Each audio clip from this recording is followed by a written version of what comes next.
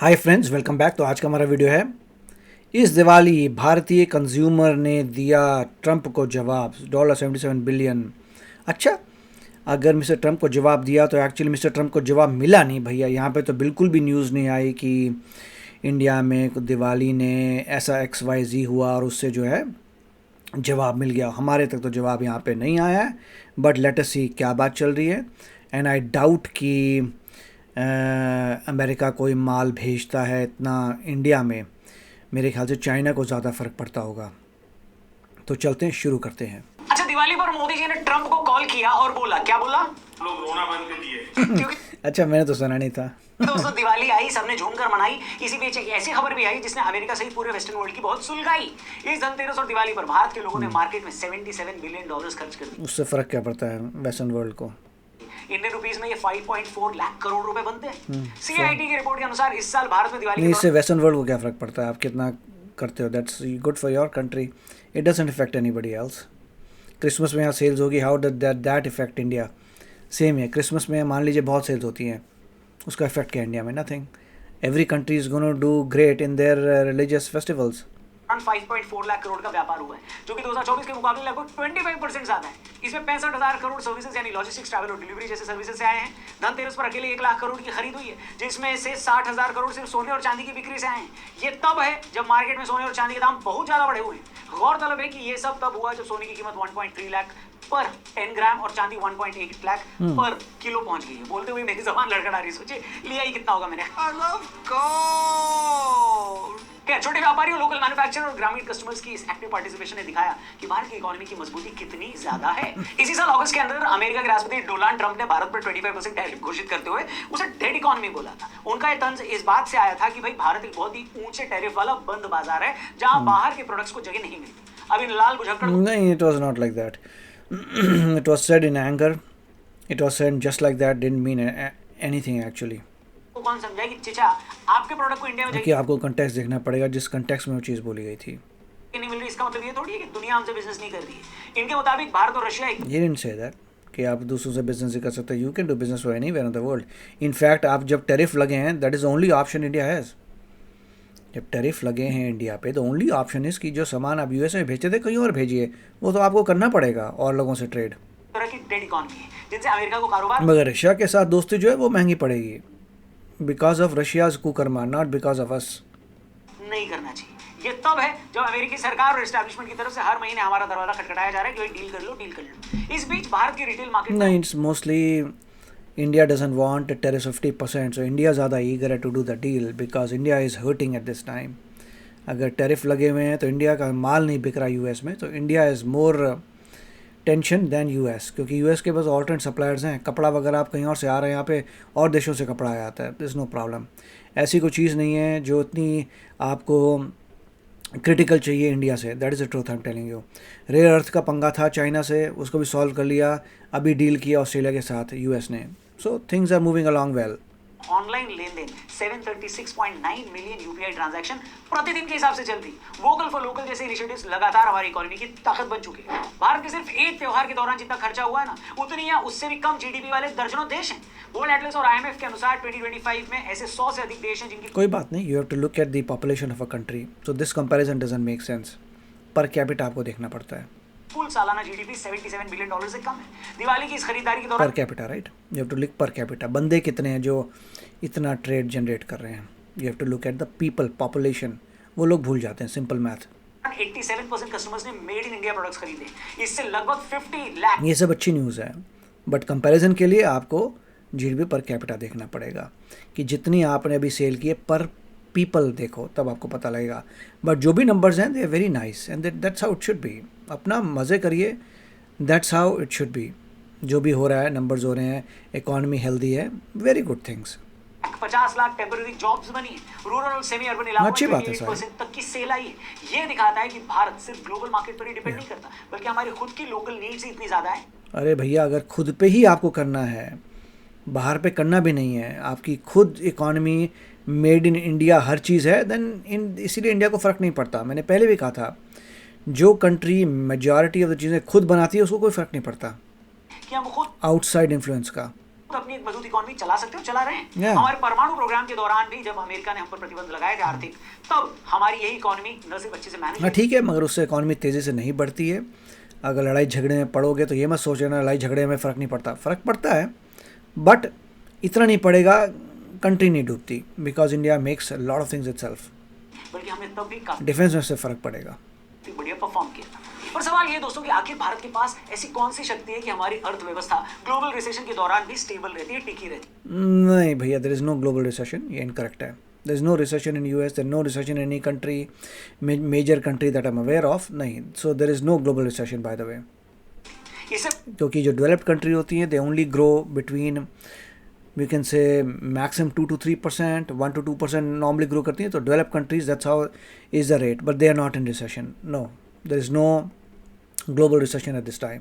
पहले कि हम इस पर आएं, आप जरा डिस्क्रिप्शन में जाएं, और अगर आप लखनऊ, कानपुर या अगल बगल के शहर से हैं तो आपके लिए गोल्डन अपॉर्चुनिटी है, इनर इंजीनियरिंग प्रोग्राम। जी हाँ, सदगुरु का इनर इंजीनियरिंग प्रोग्राम करने का आपके पास मौका है। इस योगा प्रोग्राम से स्ट्रेस, डिप्रेशन, एंजाइटी सबका सोल्यूशन आपको मिल सकता है अगर आप 25 साल से कम एज के हैं। और ये इंजीनियरिंग डिग्री आपको मिलेगी इसमें, इनर इंजीनियरिंग की डिग्री फुल 100% स्कॉलरशिप है आपके लिए, और 25 से ऊपर वालों को भी रेकमेंड करूंगा कि इसे करो, ये प्रोग्राम करो और लाइफ को बदलो। बहुत कम सीट्स बची हैं, इसलिए तुरंत डिस्क्रिप्शन और पिन कमेंट में जाओ, रजिस्टर करो, वीडियो में आगे बढ़े। तो दोस्तों हम बात कर रहे थे कि आखिर भारत के पास वो क्या है कि हमारी अर्थव्यवस्था ग्लोबल रिसेशन के दौरान भी टिकी रहती है। वेल, भारत की आर्थिक पहचान अगेन भैया ग्लोबल रिसेशन हुआ नहीं है, डिमांड ग्रोथ पर आधारित है, यानी यहाँ 60% से अधिक जीडीपी लोकल डिमांड पूरी करने पर लग जाती है। इसके विपरीत वेस्टर्न और बाकी एशियन इकोनॉमी एक्सपोर्ट्स और investment which is not a good thing. अगर आपका 60% माल खुद ही खा गए, it is not a good thing. Countries become rich by exporting, okay. सब कुछ खुद ही कंज्यूम हो जाएगा तो एक्सपोर्ट क्या करोगे? एक्सपोर्टिंग से you become rich because a lot of profit in that. पर डिपेंड करती है। आरबीआई के अक्टूबर 2025 बुलेटिन के अनुसार भारत की मजबूती के 3 पिलर्स हैं। पहला, एक मजबूत बैंकिंग सिस्टम। दूसरा, एक एडिक्वेट फॉरेन रिजर्व जो आज $720 बिलियन के आसपास है। और तीसरा है एक स्टेबल मॉनेटरी पॉलिसी। इस स्ट्रक्चर का परिणाम यह है कि ग्लोबल रिसेशन और बिजनेस चैलेंजेस का भारत पर बहुत सीमित असर पड़ता है। हमारे देश की इकोनॉमी का इंजन भारत के अंदर से चलता है। देखिए ये सब बातें जो है they are okay with in the economy, but the dependence on US dollar is a big thing. Foreign reserve आते हैं, what is foreign reserves? Majority is US dollars. 2008 के ग्लोबल रिसेशन में जब अमेरिकन बैंकिंग सिस्टम गिर रहा था और Europe एक गहरे संकट में था, तब भारत ने केवल 3.9% की टेम्पररी गिरावट दर्ज करने के बाद दोबारा से रिकवरी कर ली थी। इसके पीछे पब्लिक इन्वेस्टमेंट और रूरल सर्विस प्रोग्राम का बड़ा कंट्रीब्यूशन रहा, जिसमें हमारे देश की इकोनॉमी में डिमांड को जिंदा रखा। कोरोना काल की बात करें, साल 2021 से 24 की रिकवरी, डिमांड तो ऑलवेज विल बी देयर, इतने ह्यूज पॉपुलेशन है, demand will always be there, right? That is how, या demand will always be there क्योंकि पॉपुलेशन इज ह्यूज। टाइम में भारत एशिया की सबसे तेजी से उभरने वाली इकोनॉमी बन गया था। उस समय भारत ने 7.9% की एवरेज एनुअल जीडीपी ग्रोथ दर्ज की थी। उस टाइम आज हमको डेड इकोनॉमी कहने वाला अमेरिका और अगेन ये मैंने पहले ही कॉन्सेप्ट क्लियर कर दिया था, you can't compare developing country with the developed countries, okay. आपको देखना पड़ेगा कि डेवलप्ड कंट्रीज़ में कितनी होती है percentage increase, this is what it is.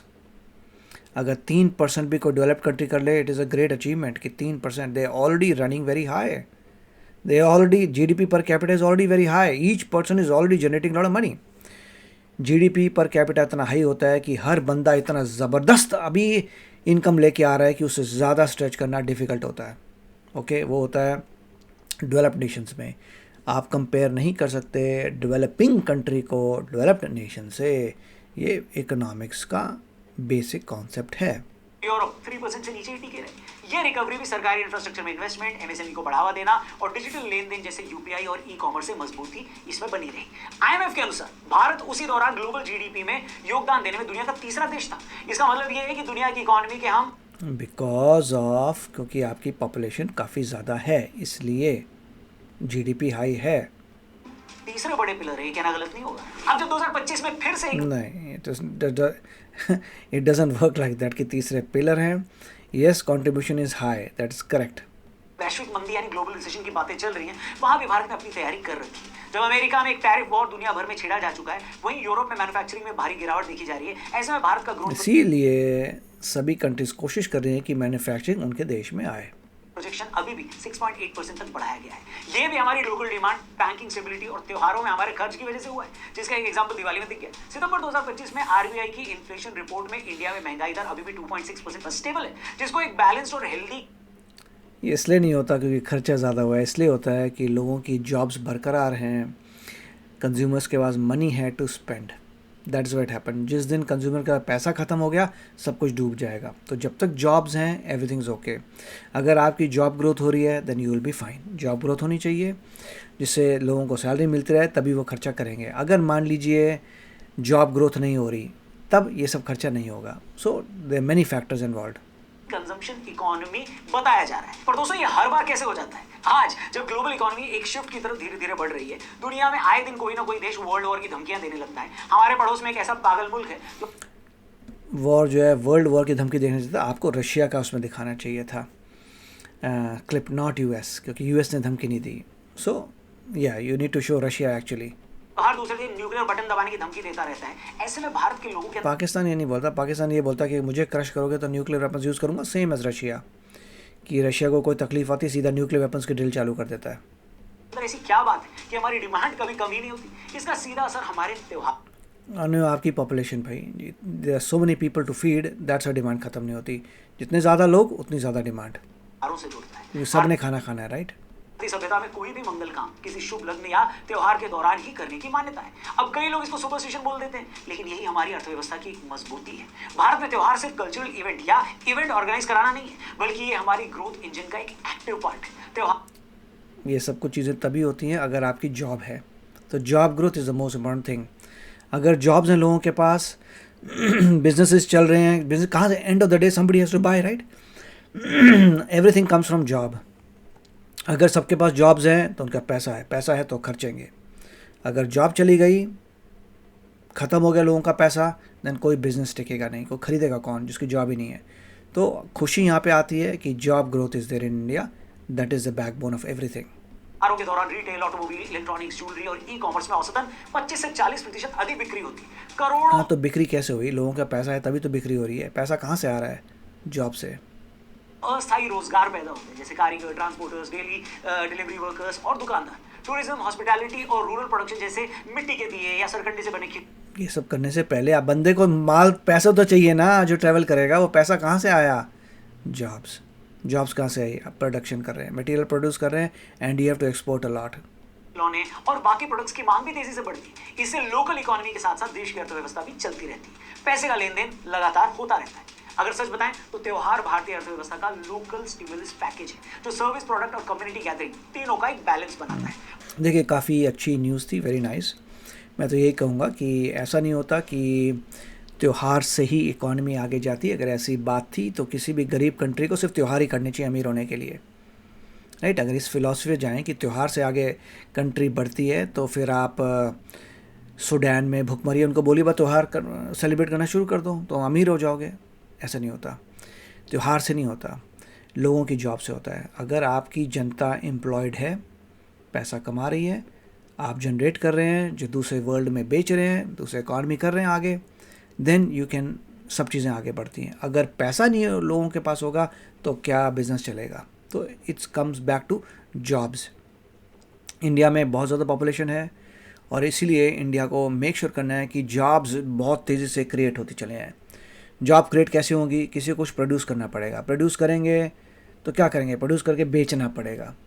And of the day बेचना पड़ेगा बाहर। जितना एक्सपोर्ट करेंगे उतना आपको पैसा ज़्यादा मिलेगा and the economy will be great. Export is very important. अगर किसी भी कंट्री को अमीर बनना है, they will have to export much more than importing. तो आप बताइए, आपके क्या विचार हैं? मिलेंगे अगले वीडियो में। Take care, bye bye. तो अगर आप मेरे इस चैनल पे नए हो तो जल्दी से सब्सक्राइब के बटन को हिट करो और बेल आइकन को क्लिक करो, ताकि आपको मेरा जब नया वीडियो मैं लगाऊं आपको उसके बारे में जल्दी से पता चल जाए।